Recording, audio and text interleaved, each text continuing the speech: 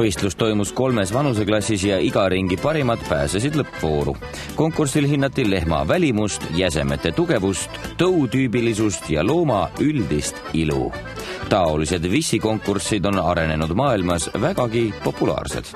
Kui võrrelda esimese aastaid, kui seda üritust hakati korraldama, et siis oli üsna raske ja tuli selgeks teha, et miks nad võiks näidata.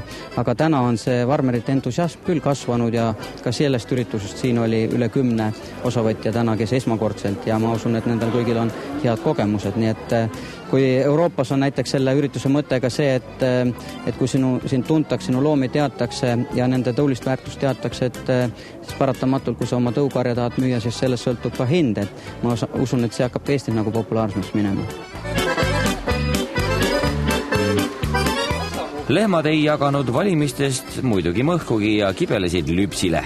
Eestimaa selle aasta kõige ilusam lehmkaunitar on pärit Tartu Agro Vorbuse farmist. Kas oli ka üllatus, et nüüd see võit tuli teile? Ikka tuli üllatusena, kuigi ma ei jõudnud küll vaadata tervet karja, kes siin oli, aga tulin küll ootustega, et ei tule vissi. Aga siis, kui ma vaatasin ikka oma karjalehmi, siis õrn eelaimus oli, et sellest võib tulla viss. Et sellest loomast võib tulla, kuna üks saksa külaline talle hirmsasti meeldis ja siis ma nagu järeldasin sellest, et kui talle juba meeldib, et siis selles loomas on nagu midagi, et sellest võib tulla. Ka reserv ehk teine koht läks samasse farmi. Õnnelik olen ja ma arvan, et lehm on ka täitsa rahul.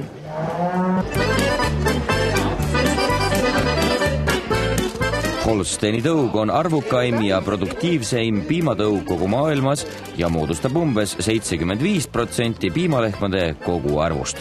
Luige laada vastu valitses suur huvi ja lisaks kohalikele tuldi konkurssi jälgima ka raja tagant.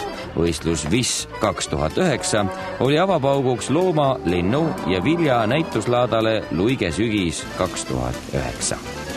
Eestimaa ilusam lehm on selleks aastaks valitud, aga ega sellega pidu siin Luigel läbi ei saa. Maaelu näituslaat jätkub veel 3 päeva.